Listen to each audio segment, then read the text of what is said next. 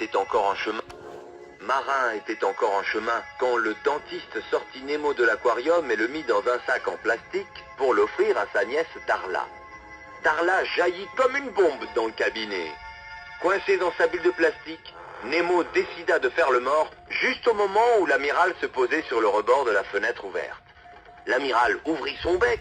Marin eut le temps de voir Nemo dans le sac flottant sur le dos avant que le dentiste ne referme la fenêtre et ne pousse l'amiral dehors.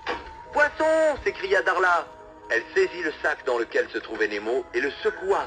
Pour faire diversion, les siphonnets du bocal lancèrent Jill sur la tête de Darla. Elle lâcha le sac. Nemo tomba et atterrit sur le plateau dentaire. Jill sauta à côté de Nemo et donna un coup de queue sur le miroir dentaire, ce qui précipita Nemo dans le lavabo. Nemo s'échappa enfin par le tuyau du lavabo. Marin était encore en chemin quand le dentiste sortit Nemo de l'aquarium et le mit dans un sac en plastique pour l'offrir à sa nièce Darla.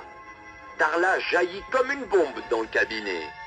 Coincé dans sa bulle de plastique, Nemo décida de faire le mort juste au moment où l'amiral se posait sur le rebord de la fenêtre ouverte. L'amiral ouvrit son bec.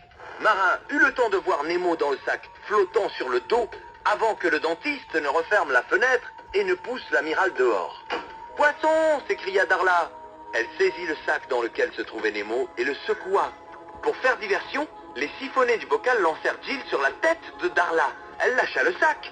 Nemo tomba et atterrit sur le plateau dentaire. Jill sauta à côté de Nemo et donna un coup de queue sur le miroir dentaire, ce qui précipita Nemo dans le lavabo. Nemo s'échappa enfin par le tuyau du lavabo.